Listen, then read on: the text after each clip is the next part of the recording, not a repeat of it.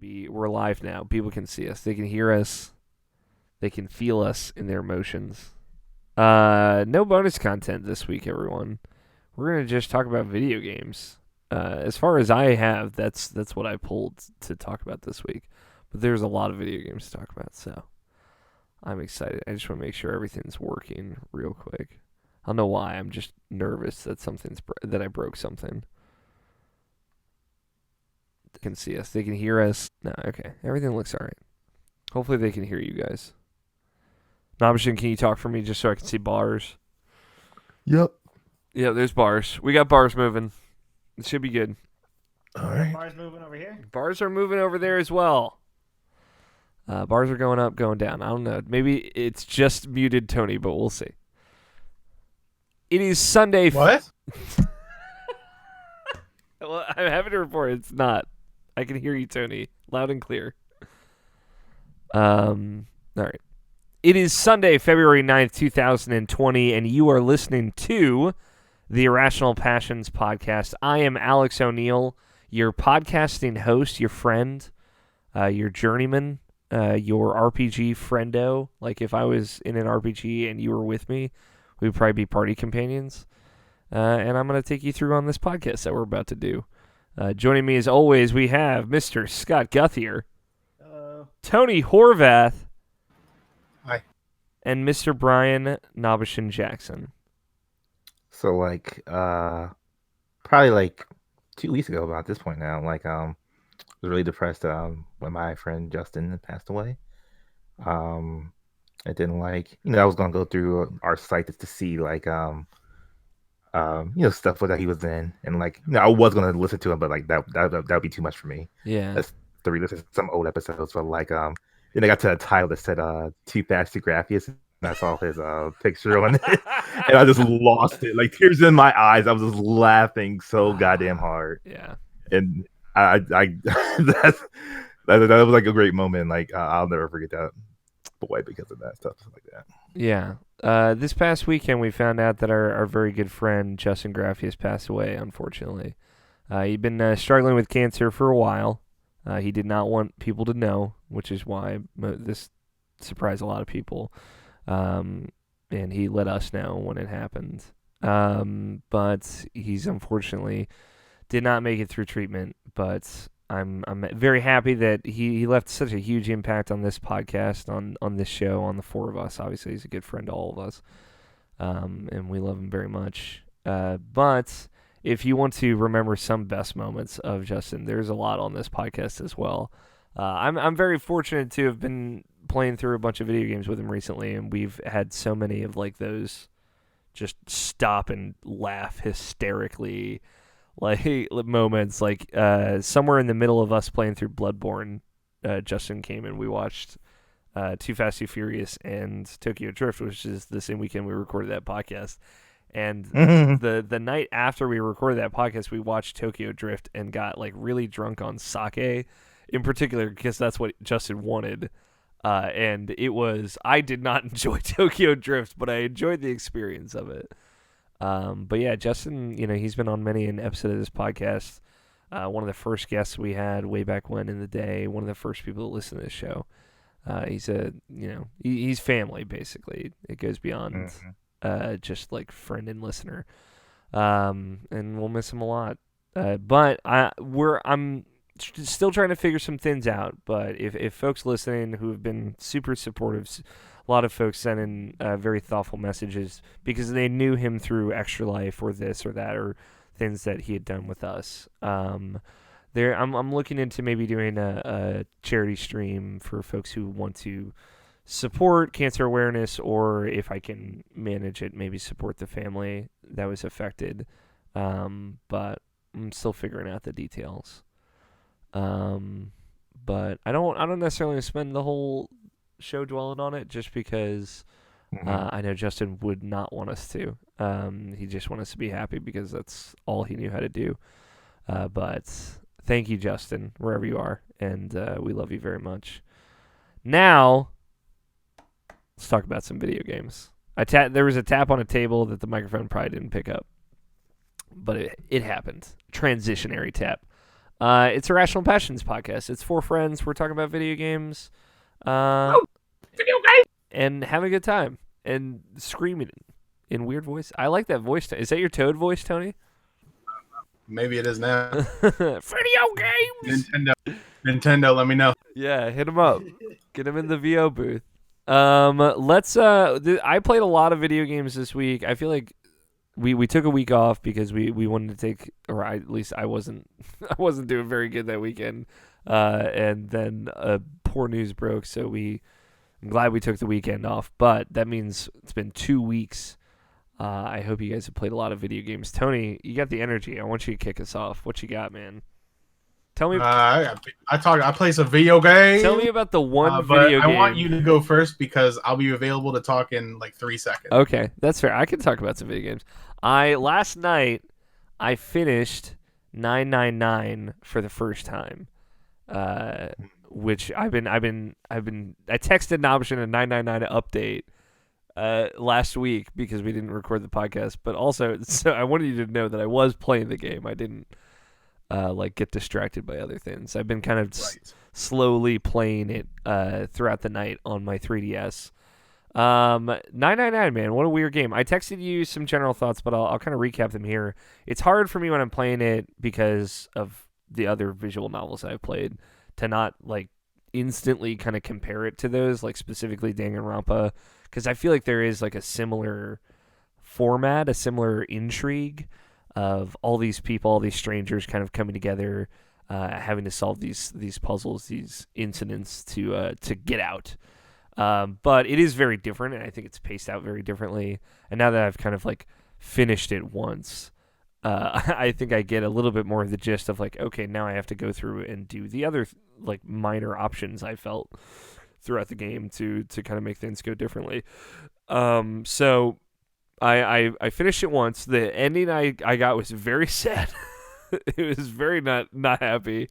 A lot of bad things happened. Was it involving Clover?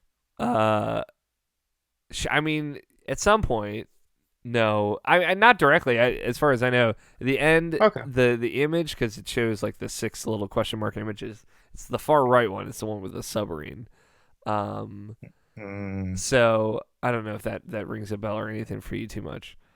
Yeah, it does. But yeah, it was very depressing. It was cool. It's because throughout the game, right, you're going through like essentially escape rooms, and you have to solve little puzzles to get out of the escape room. And each real scenario of the game is just a different room to figure out and then escape. And then it's just kind of dialogue and an introduction to more story and all that. I when I was going through it the first time, when I realized that you can kind of you'll be faced with a series of doors, and different groups of people will have to go through the doors because of this weird numbering system that there's no point explaining. It's very specific to the game. There's a lot of obsession with nines and also like base root, like whatever they call the thing where you add Digital root. Digital root, yeah. So you add all the numbers in a sequence together until there's only one digit number. But it like I appreciate that you'll kind of go with different groups of people by necessity because of how you're getting in and out of these rooms with these wristbands. And the choices that you actually have are just like, which room do you want to go through at which point in time, or in like which order. Because typically in a group, you're only going to go through one of the rooms. So I see 3 sets of 3 or like 2 in the beginning and then 2 sets of 3. And I like that. I like that because when I was going through it the first time, my thought process was like, I'm just going to kind of stick with this character. And I'm going to see because there was kind of like some intrigue with that character early on. I was like, I want to know what they're all about. And I feel like if I stay near them, I'm going to more than likely find that answer. The character for your reference, because they all use code names, is Seven, who's like a big dude in like an orange jumpsuit. And I'm glad I stuck with him because like you get, as you go through, he's like, he doesn't remember anything. He's like the only character that is kind of full amnesia. But as you're going through, he remembers little bits and pieces, and it seems to be indicating something in the larger narrative of whatever's going on in 999. But it's cool. It was cool seeing it through to the end. And then I just kind of started a new run. So once you finish it, you can begin again with memories, and essentially it'll remember all the choices that you had made before, so you can make different choices, and also you can fast forward through everything that you've seen already. It still takes a little while, but I appreciate that it does go at a pretty good clip. So I've kind of gotten back to the first choice again, and I'm going to go on a different path. I think I have an idea of a character I want to kind of follow through to the end of this playthrough. But that's where I'm at in 999. Comparing it to Danganronpa, it's tough because the hook in Danganronpa is so immediately apparent. Like I feel like they kind of get into the weeds of like there's a mastermind and somebody's kind of controlling this and this is an experiment or something more, where like because of the time limit in 999, the characters are like, listen, we just don't have time to fucking talk about this. We gotta keep going. And the story kind of trickles out a little bit slower, and you have to obviously play through it multiple times to see those different things. But I don't dislike that. It's just different than what I'm used to and probably what I would prefer. I'm just curious where now the big narrative is going. I got some theories. I'm gonna throw some things at you that I noticed now, and you don't have to comment because I think you would be giving it away. But when playing through this playthrough, right, at some point Snake, the number 2 character, he disappears, right, and then everyone just assumes he's dead, and then you find a body that's mutilated and the bracelet on it smashed, and I'm like, this is clearly a setup. Like I know that none of this is real for sure. And then like that series of endings afterwards, like people just start getting stabbed left and right. It's a whole weird thing. I'm not worried about spoilers because I feel like anyone who wanted to play this game had better have played it by now.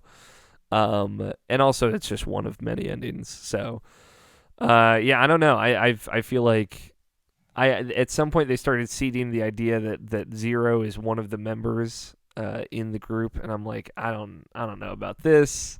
But they kind of lead the dialogue in a certain way. I've got a lot of suspicions about people. I don't trust anyone yet, Nabashin.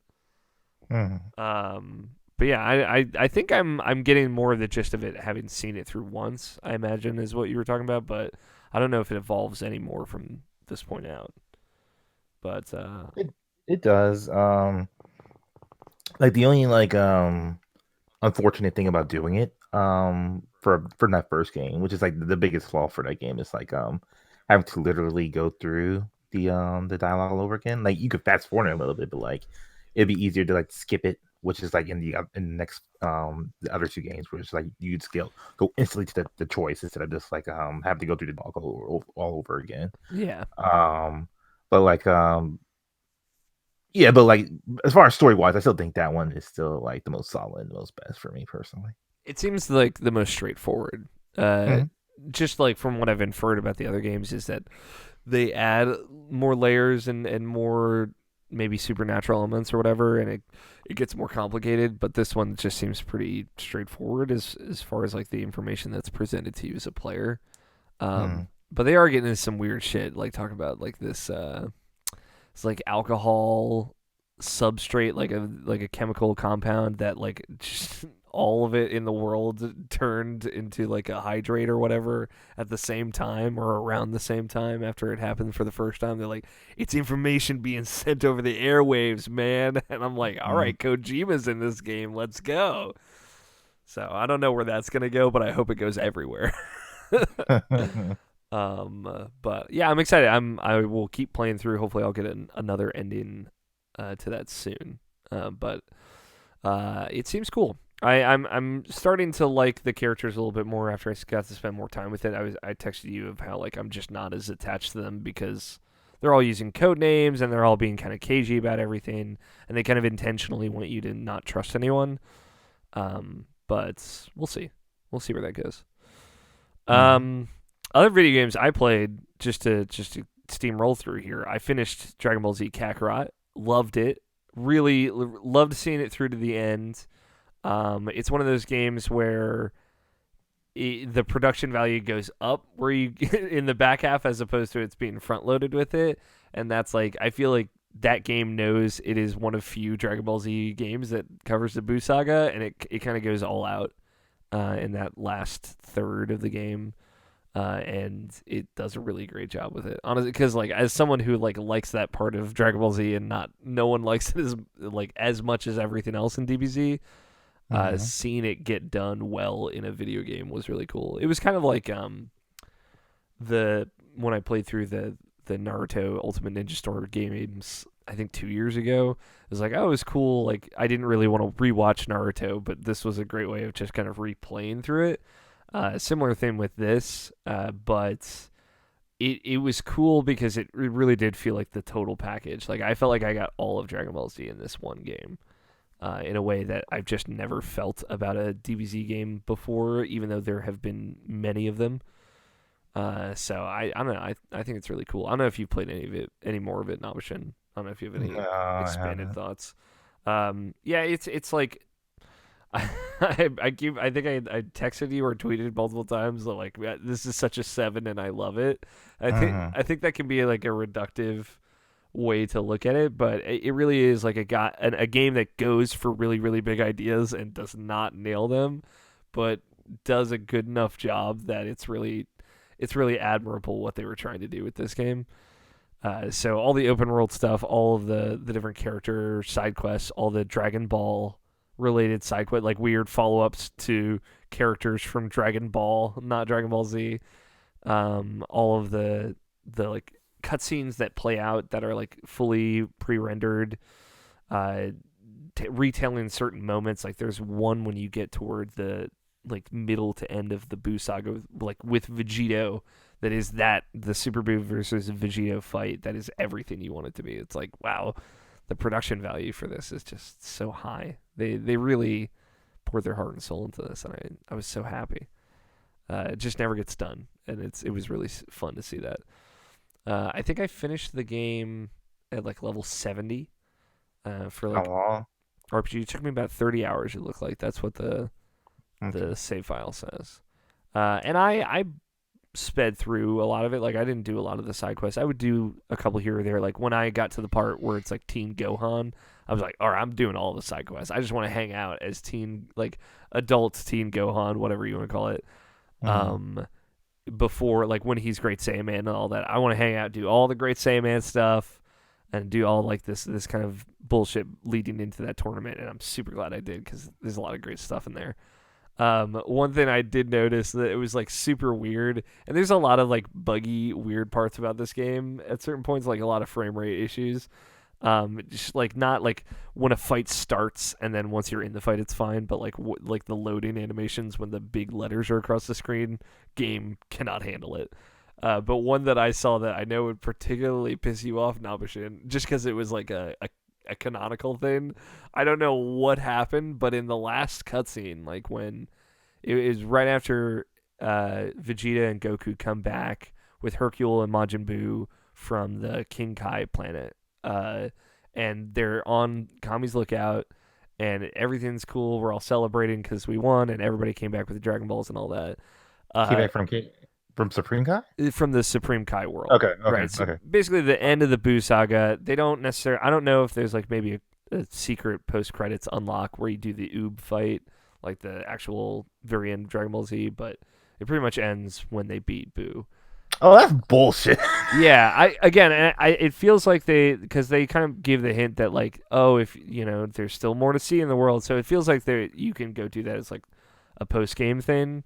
But I don't know yet. I have to look into it. I just finished it last night, Nabashin. I'll report back. I get two other things that might piss you off though.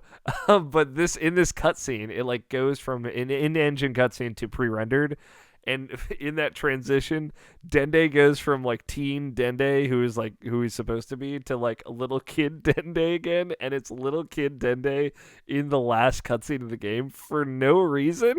It's super weird.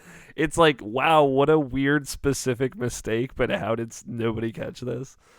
Right. So it's like a pre-rendered cutscene that it's like Hercule and Majin Buu and all them, and then little off of Namek, like in that Frieza saga, Kid Dende just running around.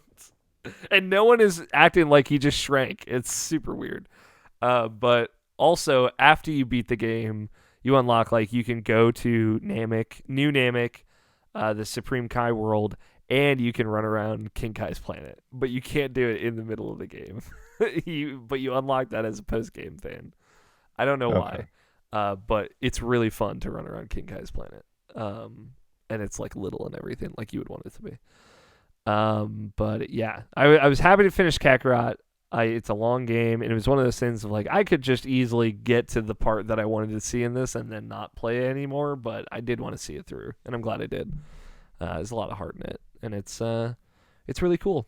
Other stuff I played, we had a whole other separate podcast about Kingdom Hearts, so I won't harp on about it here. But I beat the secret boss that they add with the Remind DLC. I've done that in the 2 weeks since. It feels like an eternity, but that did happen, and I loved it.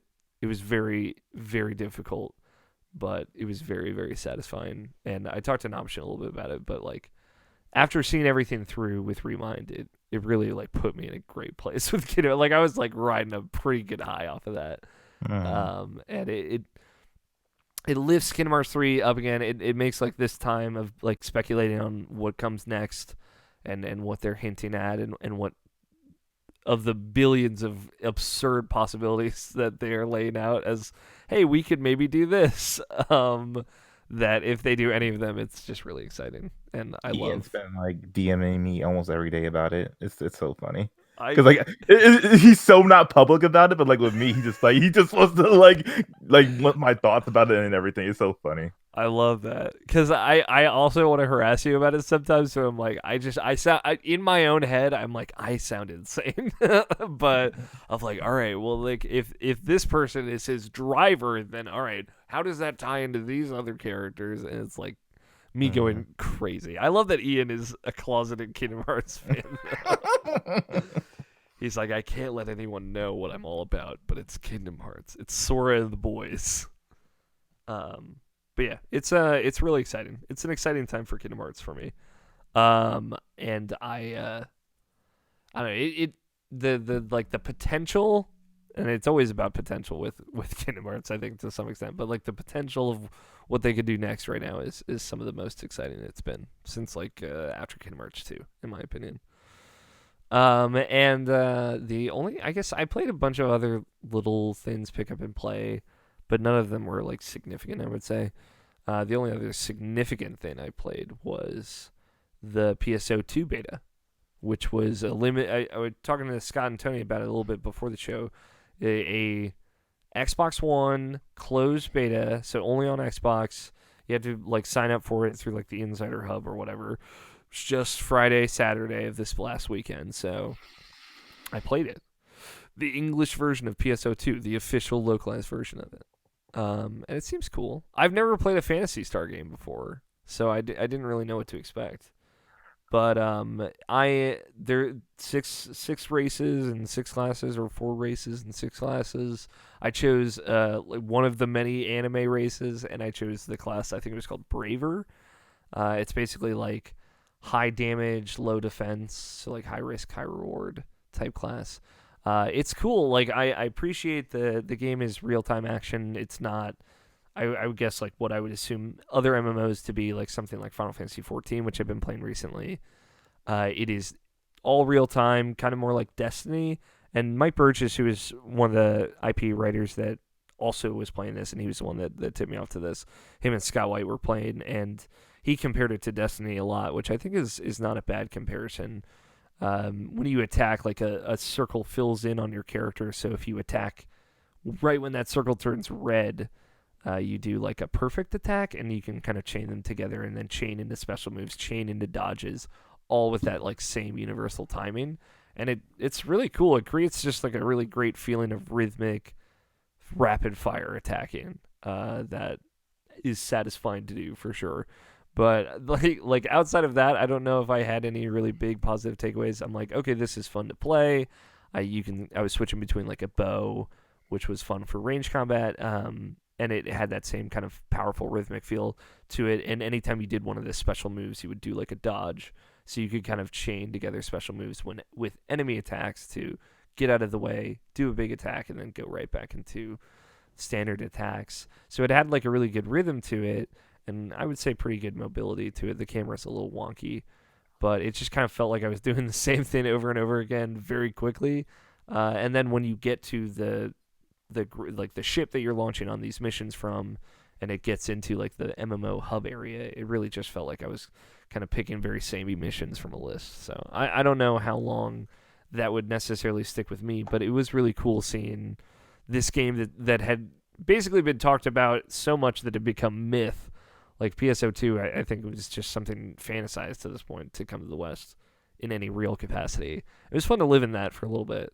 And hear other people talk about it. I'm curious what the other big people who are more like understanding what Phantasy Star is and were excited for this and are looking forward to this, like what their thoughts on the beta were. Because I feel like what I'm going to bring to the table is not going to be super valuable. But I have fun with it, so I might check it out when it comes out in full release. And I was talking to just Mike and Scott about it. It was cool to see this as like on Xbox. You get to play it here first. It's like it felt like them kind of delivering on a promise that they made at E3. And there are a lot of times like you never get the feeling that this promise was delivered on, but this like made this feel more real in a big way. So, but I think that's all I played. I probably had other little things, but those are the big things, the important things. Tony, Scott, do you guys have any interest in Phantasy Star Online 2? Are you gonna play it when it comes to the West in full? We'll see. Probably not. Yeah. They're all about that I 10-10. gave it a shot when it came out. Go ahead, Scott. And it was fine. Uh-huh. I ended up quitting because I couldn't read anything, and I didn't feel like trying to navigate how the translations were set up back then. Yeah. But A, given its age, and B, given that it is Phantasy Star, and I've played a couple of those games before, I would say episode 1 and 2, back when they released for the Dreamcast, all the way back when. Okay. And then one I would say newer version, but there was a named version for the Xbox at some point, and I gave that a shot, and it was, Yeah. And it played, from what I gathered, it played kind of like the one I didn't like. So. Yeah, I'm not sure like what the full like through line of that game even looks like as like a modern video game, because it definitely feels like a 6-year-old, 7-year-old game. Right. Then the whole thing about it is it has a tendency of, well, if you like the first 30 minutes of it and you like that a whole lot, well, fantastic. That's the rest of the game. And that was true for the first 2 episodes, and that was also true for the other one I played. Yeah, the exact vibe that I got. So yes. So, for sure. Unlike I would say your Final Fantasy XIV, where things really start to open up as you gain more levels and your abilities get more complicated, or World of Warcraft, or what is it? Terra, yeah. That's one. Yeah. It doesn't start you off small, then grow to something bigger. Your numbers just kind of get bigger. Yeah. And like there's nuance to it for sure, and at the very least, I enjoyed the writing of both games. Mm-hmm. Other than that, it doesn't hold on as an MMO style type game. Yeah, there's like a little bit of story that I saw in those first missions, and I guess it's like broken up into larger chapters, but it kind of felt like kind of a start to finish straightforward JRPG that just also happened to be an MMO that had social spaces and you can party up in. So, which is fine. Like I think a lot of people are into that, and that's why a lot of people like Phantasy Star Online and have been looking forward to this. But I don't know if it's anything to get me into it or enough. That is those are my video games. Tony, are you ready now? Are you feeling emotionally prepared to tell me about video games? What you got? So one could say that I finished Persona 5 again. Mm-hmm. One could say. I watched the entire series of one of the streamers that I like play the game while all 140 hours of it. It was pretty. It sounded delightful. You were giving us text updates on it. You were just enjoying going on the ride again. Are you now hyped up and pumped up for Royal again, or do you feel like Hell yeah. do you feel like you've gotten your Persona 5 fix? You're like, okay, I don't need another Royal. There's no such thing. Okay, I agree. Correct answer. We're on the same team, Tony. Once again, fighting back against the haters. We're sort of on the same team. All right, we don't. I'm on the anti-incest team. All right, and you obviously are not. Listen, there's a new character, man. It's a new world. Yeah. It's gonna be fucking Persona 5, the Royal Harem. You know what I mean? It is. One of my friends pointed out to me that like the one thing that they don't like about Persona is like it always kind of turns out to be a harem. I'm like, I get it, but it doesn't have to be. At least in Persona 4, they let you be friends with these people. Don't be a shithead. That's all. Yeah, don't be a shithead, okay? Don't be a shithead. That's right. Don't be a Tony Horvath on his first playthrough of Persona 4 Gold. What do you mean? And 5. And 5. What do you mean? I'm sorry. What do you guys mean? I thought that life was more than date one girl, get married, have kids, and die. Is that all that there is anymore, or like, am I allowed to have a fucking opinion and date multiple? This is the weirdest argument for polygamy that I've ever heard, Tony. Listen, man, I'm just saying, you respect my choices, I'll respect yours, okay? No, I don't respect your choices when they have. Then I don't respect you dating two people. It's cruel and unusual. Look forward to. Here's the thing.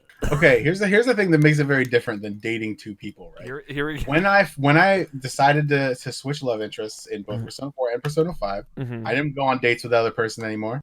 Yeah, it's true. You didn't lead them on. What I'm saying, like, it's just how you would in real life. You know what I mean? See, they give you the ability to divorce people and start a value. Why can't they let you break up with your girlfriend in Persona? That's what I'm saying. They kind of Mass Effect 2. They kind of let you do that in Persona 3, but Persona 3 is different. It's a mess. It's about depression. It's about depression. It is depression. It's more messy in that because you can only date female. Like if it is a dateable option to progress their social link, you're gonna end up dating. I hate to break it to you. So you're just dating everyone by the end by necessity. If you want to see all those social links through, and it feels more scummy. Oh, really? Yeah. That's the thing that Persona 3 Portable has over Persona 3 Fez. Interesting. Yeah, it's a bummer. But that's why they got to remake that game. That's what I'm saying. Make it right, Atlas. What else? What have you actually been playing, Tony? What do you mean? I feel like I did play that. You experienced Persona 5 again. Yeah, I was there for every palace. I was there for every battle. You know, all max level confidants. I was there for every. You let those characters pour their heart out to you. No, for sure. What else have you been playing? So we've been playing some Escape from Tarkov. Mm-hmm. How addicted to this game are you now? I like 400 hours. Like, are you in? Do you love it? Or is it one of those things where you just kind of play it by necessity at this point? Well, I don't understand play by necessity. Like, you know, how you're like, with League of Legends, you were like, I just want a new thing to play. I've like just play League because I can just play League. I was bored. Yeah. I don't know if Tarkov it's not that. Okay. No, I mean, I will very easily not play Tarkov on a day that I don't want to play Tarkov. Okay. But yeah, most of the time I don't end up having to do that. Yeah. You just want to play. You're just having a good time. Exactly. Okay. Anything new in Tarkov? Anything crazy happen? Somebody get shot or? I mean, yeah, many people got shot. But that's not really like a special thing for Tarkov. That's just another Tuesday. Yeah, it is. Honestly, it is. Yeah, totally. No, unfortunately, it hasn't been. You know, it's just Tarkov, and the game is great. You know, and it continues to do things. The servers have gotten a lot better, which is nice. But it really is just. It's good at what it does and continues to be that way. Cool. So. Have you played anything outside of Tarkov? Yeah, I played. Well, okay, I tried to A little bit of that fucking Warcraft shit. A Warcraft Reforged. Yes, sir. You say you tried. What happened? I couldn't install it. It took a really long time and never installed, and that was because I don't actually own the new one. I have the old one. Yeah, so they broke it. I heard that, but I haven't seen anyone actually show that it's broken. Well, you see, the fact that you can't download it is part of the problem. Maybe. Sounds like a problem. It's part of the problem, promise.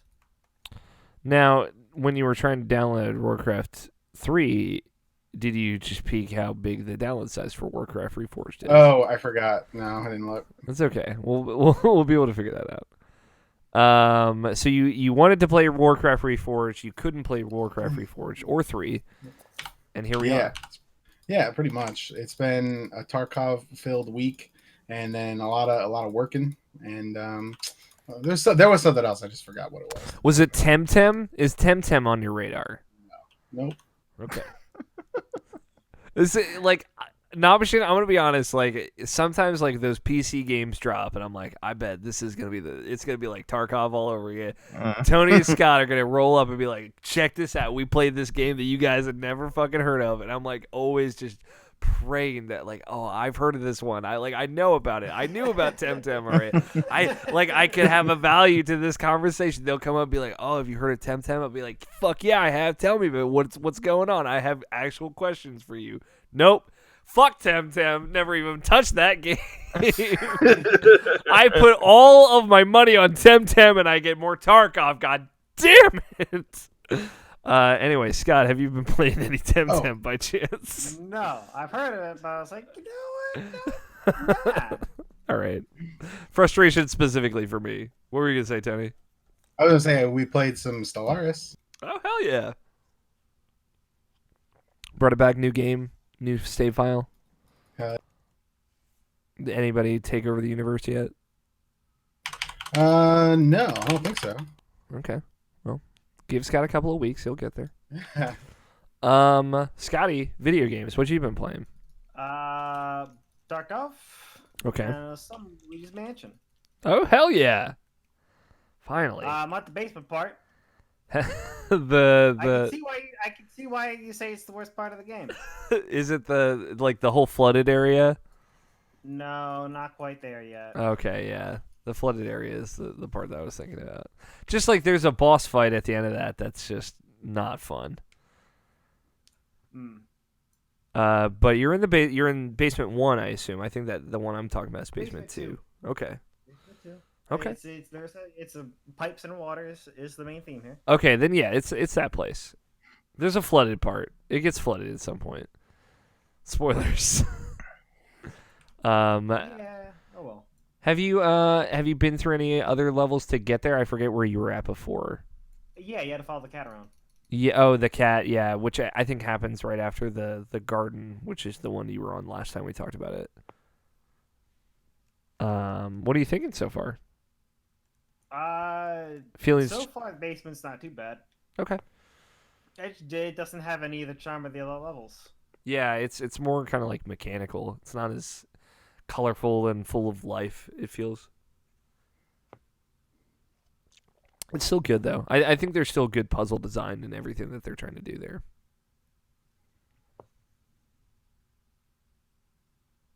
Can you guys still hear me? Yeah.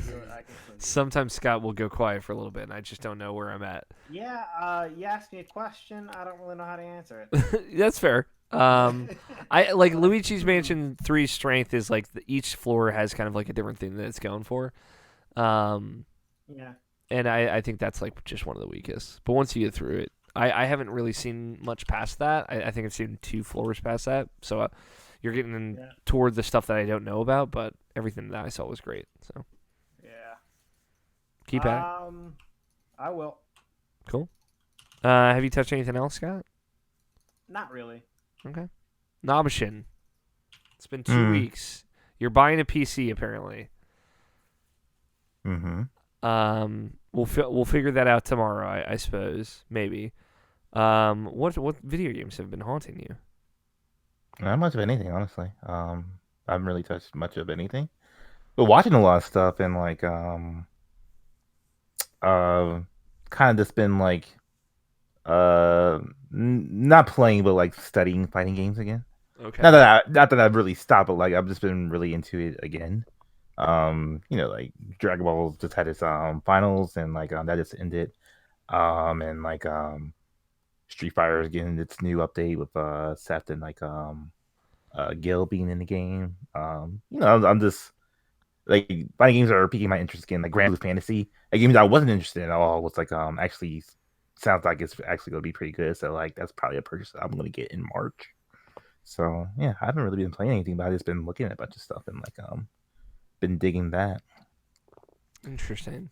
Uh, I'm trying to think of like things that you've tweeted about recently that like games that you might have played but forgotten about. That I can't think of any. I guess you saw Birds of Prey, which you liked. I suppose I inferred. I didn't really. Oh, you like didn't like it. Okay. I it. couldn't tell from just the ranking tweet. Yeah, I know.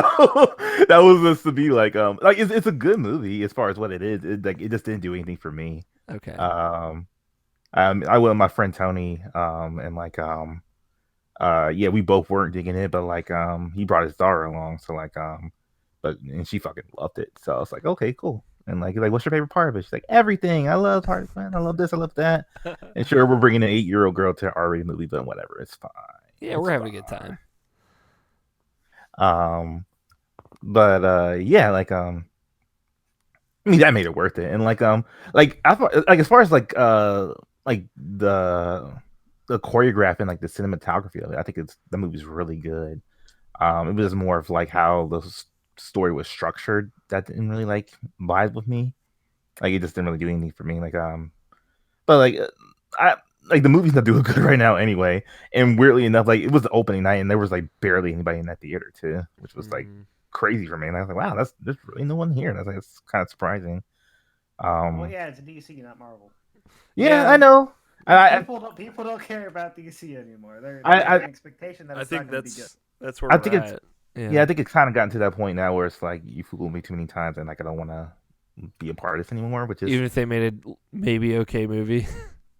yeah, and like as far as like the common consensus, like people like it, so I'm like okay, cool. So like people who actually go see it do like it, so good to them. Yeah, I was not planning on seeing it, but after hearing folks talk about it that really enjoyed it, I'm like, oh, this I might go out and see this. This seems like a thing that I would enjoy. Yeah, I think you would enjoy it. Like, I would say just go in there with like low expectations and like just enjoy it for what it is. I probably can't do that because I have like the DC shit in my head. So like that what really like brought down Justice League for me because like I'm like you can't have this after like coming from like Batman v Superman and Suicide Squad. You didn't Like earn as far this. as like continuity type of thing. But like when Aquaman came along, I was like whatever with that, and then I enjoyed Aquaman. So I did like Aquaman as well. yeah. So it's too long, but oh yeah, but I did have fun. But yeah, I think you'll really enjoy Birds of Prey. I think Huntress is like the best part of that movie for me personally. Okay. Also another thing, like I found out I really didn't like it's not really Margot Robbie's fault, but I can't really stand her voice as far as Harley. Okay. Like I like the voice is like really just like her accent, I should say, it's like just really grating on me after a while. I just got to that point like I just can't stand it anymore. But like as far as her playing that character goes, she's fantastic. She's really good at as far as like doing the stuff and acting as her, I feel. And like, this time she's not like in booty shorts the fucking entire time like in Suicide Squad. She's like actual like respectable clothes, I guess you would say. I don't know. But like practical like more clothing. Yeah, there you go, that's the word. For Harley Quinn. So like that was fun just looking at that. So like yeah. I still never seen Suicide Squad. I've dodged the bullet this long. I almost want to see it out of just curiosity, but we'll have to wait and see. Maybe someday. I guess it's worth seeing out of curiosity. You'll understand why like no one likes that movie, but like, Yeah, fair. Cool. Why? Just for my own curiosity, why have you decided that you want a PC? Why not save it for the new consoles coming out later this year? Why do I want a PC? Yeah, why you're getting a PC you're building one. What's the first thing you play on it outside of Mass Effect? It's gonna be Mass Effect. I have nothing else for that. Like other than the play Mass Effect, maybe stream shit off of it, and that's literally it. This is you like with the gauntlet at the end of Age of Ultron. Like they won't remaster Mass Effect Trilogy. Fine, I'll do it myself. Pretty much, yeah. Get some mods and get that shit to run at 60 FPS. Like I played the entirety of Mass Effect on the first one on my laptop that I have for like maybe 5 to 7 years or something like that. But like, that was like chugging, and then like when I got to Mass Effect 2, like it's playable. Was like it's still not where I want it to be. Something like this. Fuck it, let me just get something better. But that's literally all I want. Like I'm willing to spend like $1,000 for that, and like those consoles are at the end of the year. There's not gonna be a Switch Pro, so I don't have to worry about that in the mid-year. So like I'll have enough for it. It'll be fine. Yeah. All right. I'm just I'm throwing out that little doubt just so I can plant it there if it needs to be planted. I mean, like maybe like this will be my reason not to get an Xbox Series X or something. I don't fucking know. It'll come back full circle. You'll be at the end of the year. You'll be like, you should have stopped me. You guys should have stopped me from buying this $1,000 Mass Effect machine. God damn it. But I guess then in theory you'd be able to play your Xbox games on that too. So. Cool. Well, I'm excited to hear the development. I think the only way that this ends is with you playing, and completing Mass Effect 3 on Wii U. So then you could have played all versions of all Mass Effect games. Just to close the loop, close the circle. Cool. I think that's it for video games then. Real quick, I didn't pull any news. I do want to talk about corporate shakeups if you have any feelings on it, Nabishin. Or Tony Scott, I don't know if you guys have any feelings about Dan Houser leaving Rockstar Games. It was announced this week that he will be stepping down March 11th, I think is his last day. Yeah, I see that. And he's one of the co-founders, vice president of Rockstar, wrote pretty much every game that they've done. He was the head of Red Dead Redemption and Red Dead 2, it seems. And he's out for no explained reason. One of like the most infamously secretive people in video games is leaving the studio that they co-founded. And I love speculating, not in a negative way. I'm not here to make this like, oh, somebody did this or somebody did that. But like, I just love the idea of, wow, this could change what Rockstar games look like for a while into the future, right? Like their games could have a different vibe to them after this. And maybe one of them is that, I guess, a little over a year ago, or maybe a while longer, I forget when that quote came out, but like Dan Houser was the one saying like, yeah, no one's upset about having to work 80-hour work weeks. It just means we're working really hard. And so like that person is gone now, so maybe that was part of this, maybe it wasn't.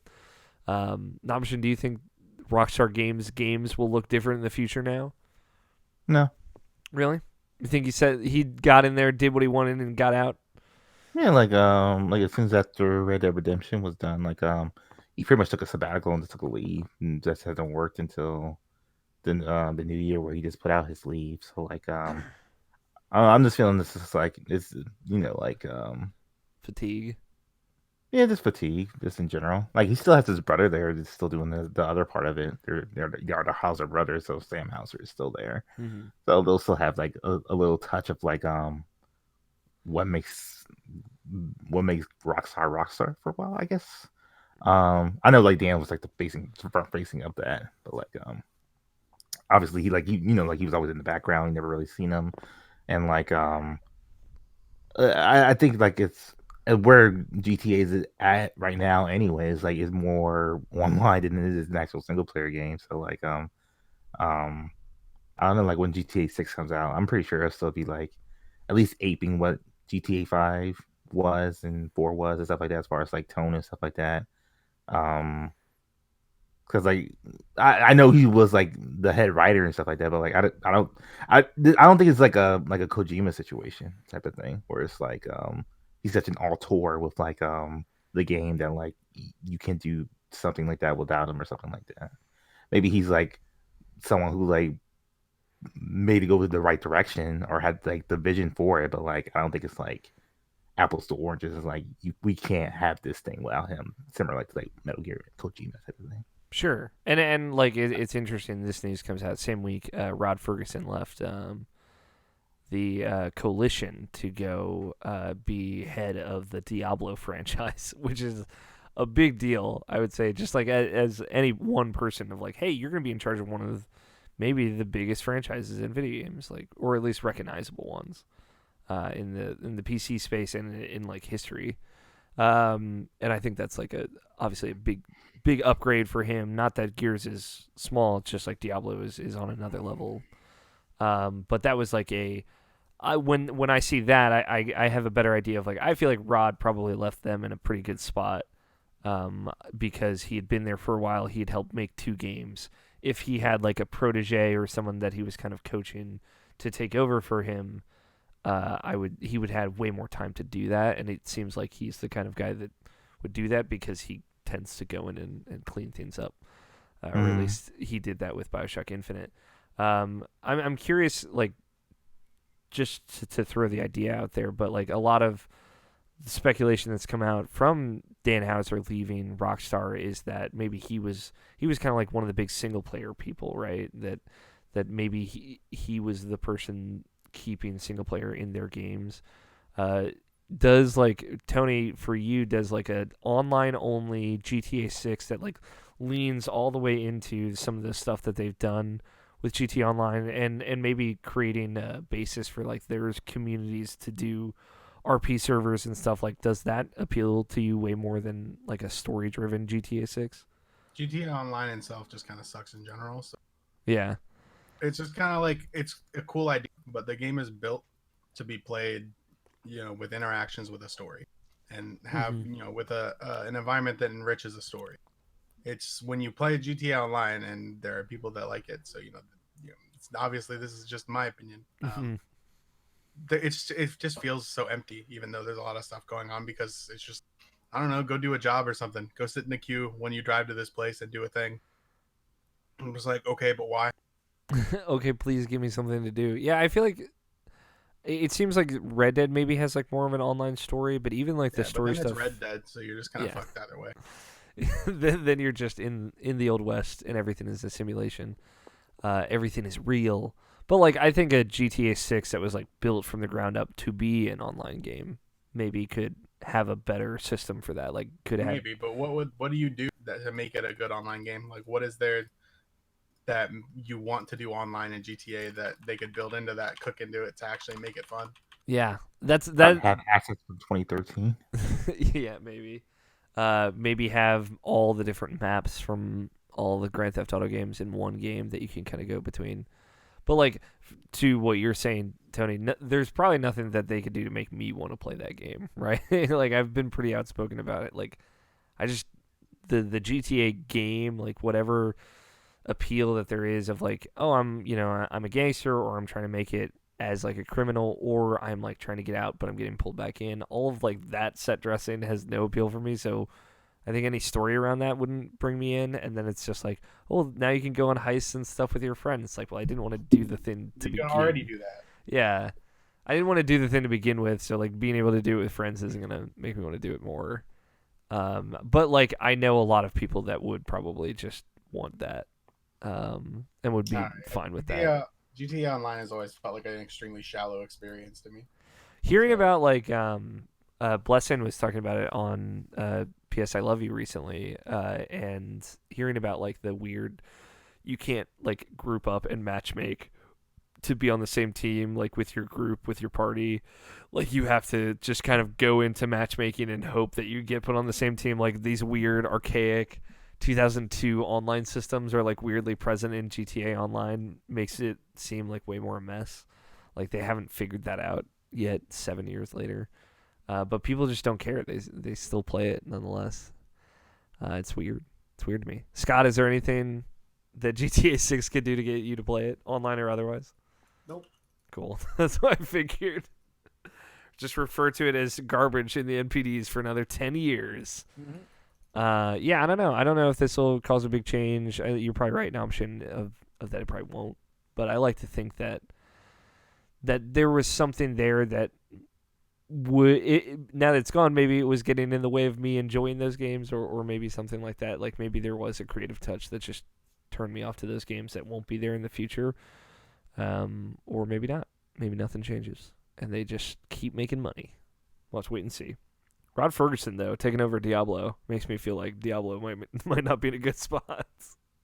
I mean, that company's not in a good spot. Yeah, it really feels like it's kind of it's such a surreal change from like 2 years ago. I feel like Blizzard was probably fine, but then everything that's happened.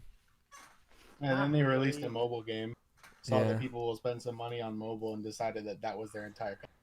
Or like Activision was like, all right, you guys aren't making enough video games. You guys got to start, and we're gonna just kind of take over now. It's this is our show. We're gonna run it now. Yeah, it's a crazy thing. Tony, remind me, what's your I know you said Warcraft 3 is your favorite game of all time. Is it because of the custom games? It's like a combination of like it was basically like one of the main games that kind of like shaped my expectations of games. When was the main game that I played when I first discovered like gaming, online gaming, and all that. It was before originally Diablo 2, and then when Warcraft 3 came out, it was that, and I played that game exclusively for years. And yeah, it was a lot of the I mostly played the custom games and all that on. But they had a great campaign. It really looks really good for the time that it came out when it came out. Right.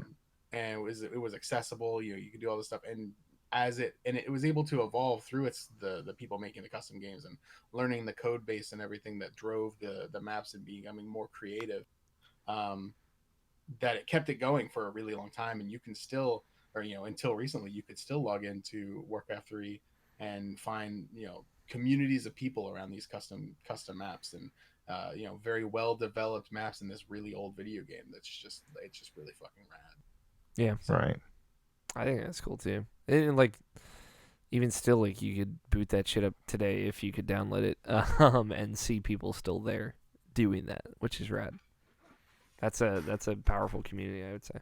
Unfortunately, they fucked it up. Yeah, until they fucked it up. So, I do believe that we'll get back there eventually, but you are no longer getting the old Warcraft 3 if you ever touch online again. Okay. Yeah, that's apparently what it is. It's all reforged. It is all the changes from Reforged, which I hear some people have been pulling their maps due to the new EULA. Some of them have to be pulled because of it. It's not like they're choosing, and some of them it's yeah, hey, I don't agree with that, so I guess this is over now. Yeah, that's a huge problem. They've put a little line into their user license agreement that says that they own all content, all the maps that are made. Not even like hey, we have the ability to work with you first if you make something that blows up. It's just hey, that this is ours now. So that it makes no sense for anyone to really want to innovate on that platform. Even with it being revived, it's like, who would ever want to make something, have it get popular, and have it taken by Activision? Yeah. So it's super lame.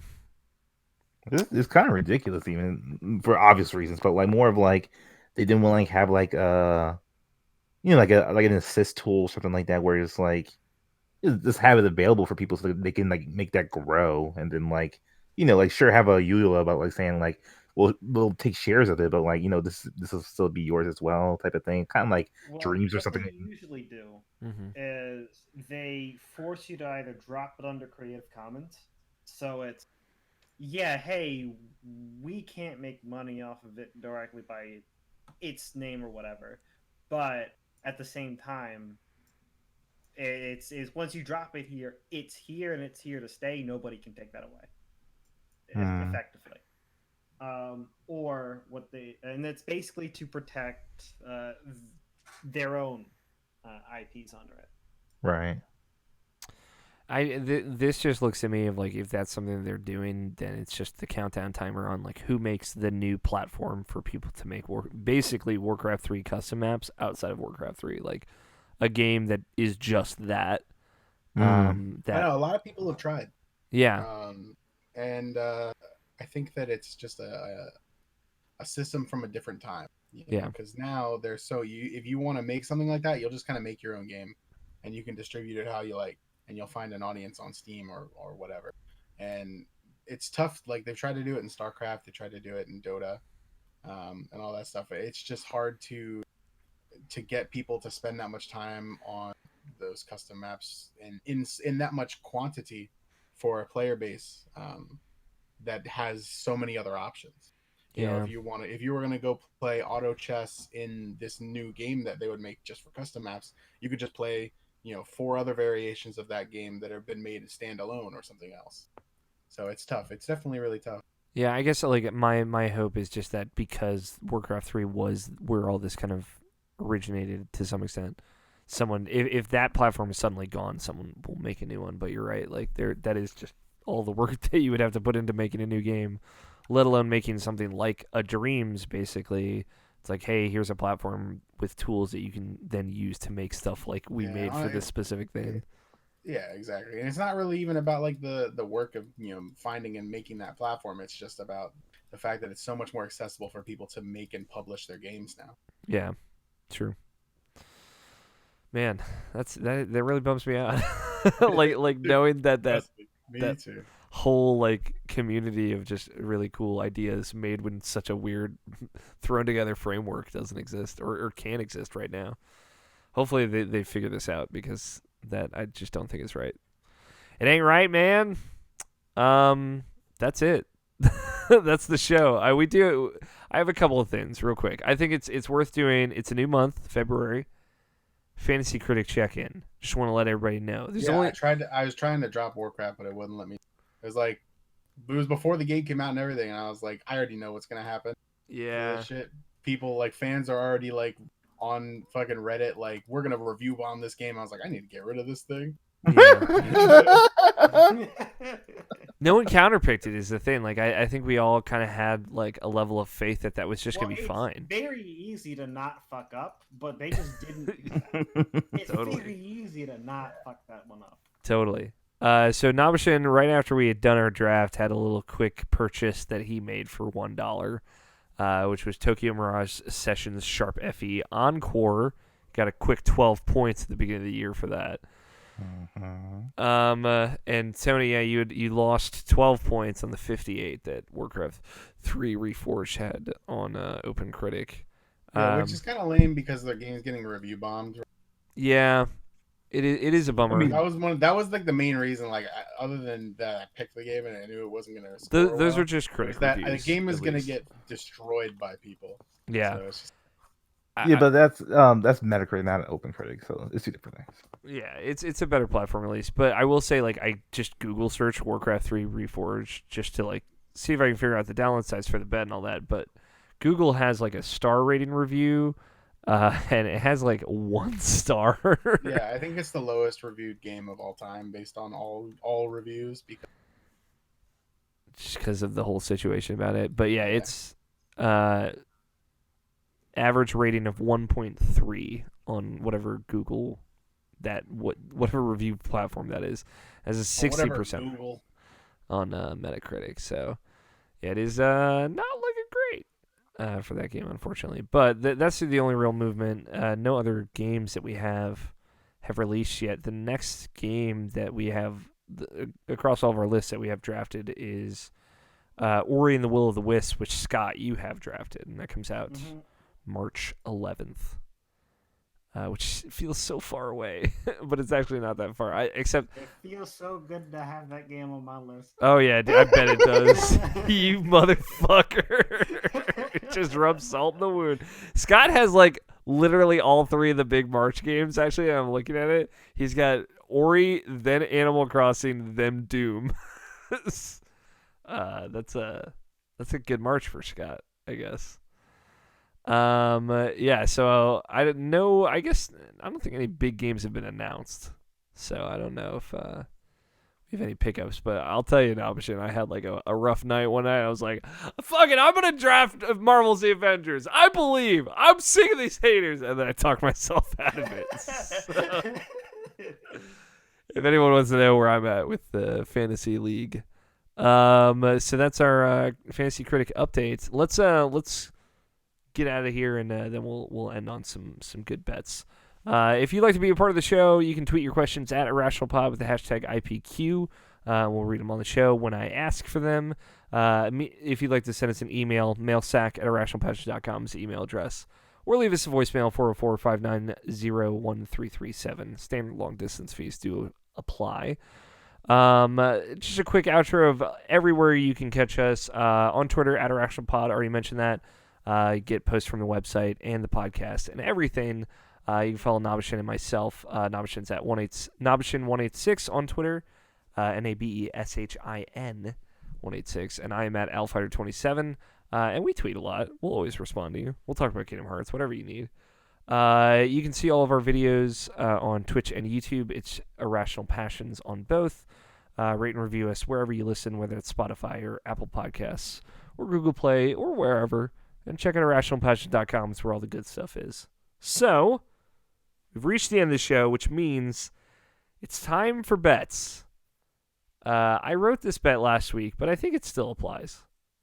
And it's one of those Twitch bets, one of these here Twitch bets. This time next week, which will have more Twitch viewers, Temtem or Pokemon Sword and Shield? In the event of a tiebreaker, by how much? So basically, you got to tell me which will have more and by how much. Just let's have a point of reference here. Let's see where the two are at right now, and then we can make our bets. Are you guys familiar? Tony, Temtem is like Pokemon. Somebody was like, Okay. "What if we made a game?" I thought it was an Undertale ripoff. No, it's not. It does sound like it, which is what I thought. I think when I heard it the first time, as well. But it is a Pokemon ripoff instead. It's a Pokemon off. Pokemon. I don't know if it's good though. I guess it was like in beta for a little bit, and now it's out. Probably fine. It's probably fine. Pokemon Sword and Shield currently has 3,500 viewers, and Temtem has 2.6 thousand viewers. And I will say I checked, not last week, but like about a week and a half ago when I was writing up this bet, and Pokemon also had the lead in that instance, just so that you all have a little bit of history with it, the same that I know. So, with all that in mind, Scott, what's your bet?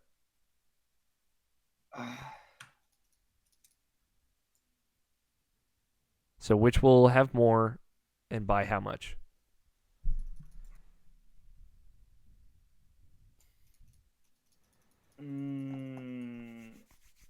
I don't know. I don't know.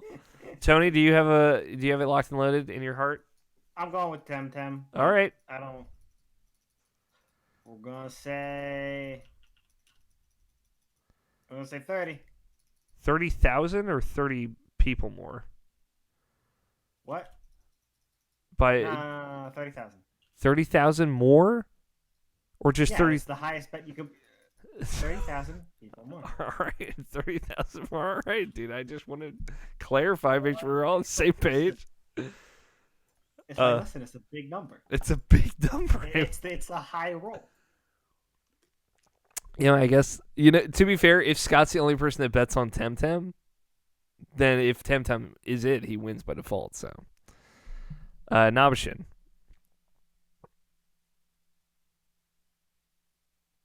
I've stumped Nabishin. Broken him. Tony? Temtem by one viewer.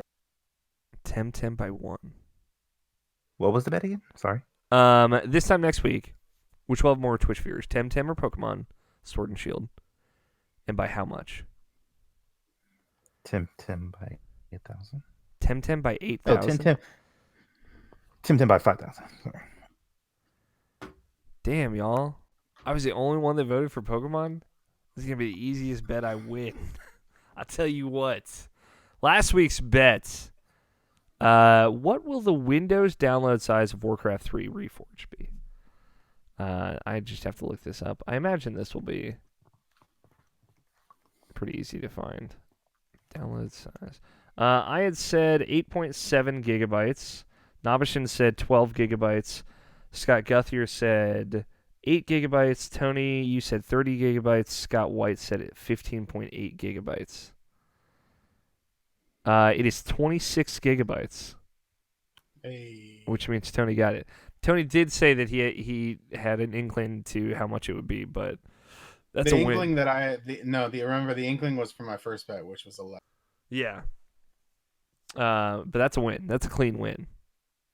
Which brings the totals.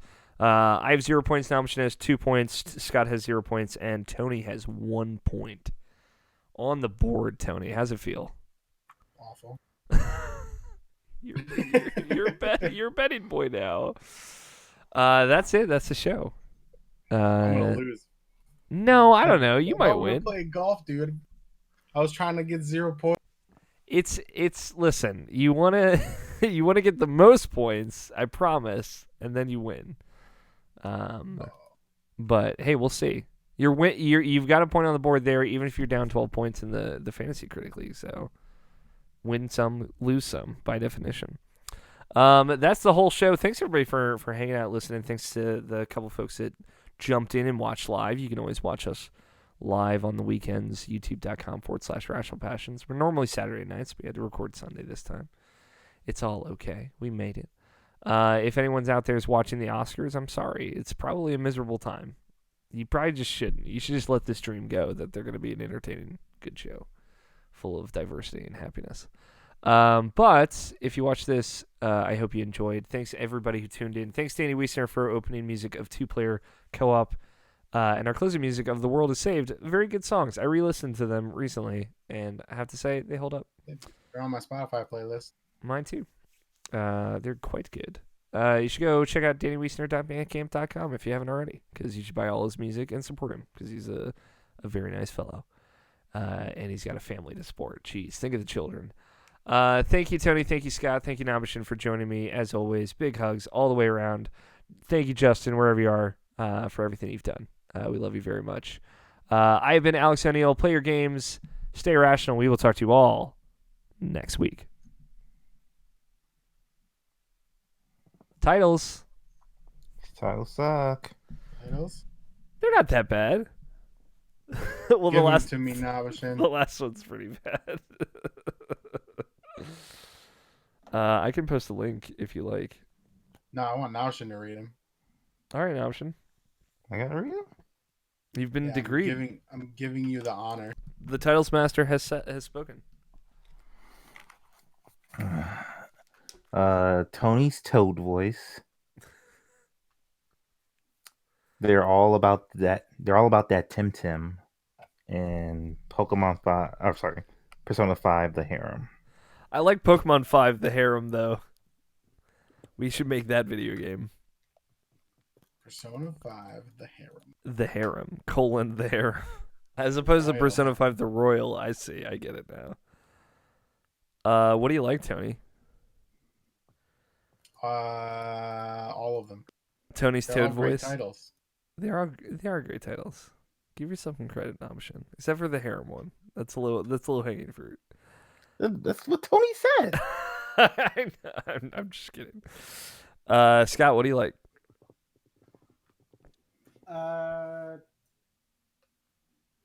Tony's Toad voice. Okay. I like Tony's Toad voice too, but I feel like Tony, you'd have to break out that Toad voice. I don't know if that's possible. Yeah, that's what I'm saying. You'll just have to intro, say this is Irrational Passions, and then we'll say the title. But you have to say it in that Toad voice. That's all. I don't even know how Tony's that Toad manifests voice. You gotta do it like that. Do it. Just do it right now. Just do it, man. Not doing it. Come on, man. I don't know how. You just got you like suck up into your throat, like yeah. That sounds gross. Hello. I vote for any other title than that one. No, actually, I really like Tony's Toad voice. I could do the Tony's Toad voice, but I'm gonna tell everyone that it's your voice. You're gonna have to live with that reputation for the rest of your life. Tony, Toad voice. Hello. Tony's done. I'm sorry. It's not fun when people bully you, is it? All right. It's kind of hot, actually. I'm the soon-dare plane. We'll do it. I'll spare Tony because I'm a nice person. They're all about that Temtem is good with me. Scott, how do you feel about they're all about that Temtem? Where did everybody go this whole podcast? Oh, That's fine. Okay. I'll say the episode number, and Scott, you can say the episode title. I believe in you. Unless Tony wants to come in the last minute with his Temtem take, but I trust you, Scott. You're listening to Irrational Passions Podcast, episode 456. They're all about that Temtem. No, all about that Tem, all about that Tem, no Pokemon? I was trying to make it all about that bass joke, but boy, I could not get there. Thanks everybody for watching. We love you all. Have a good night.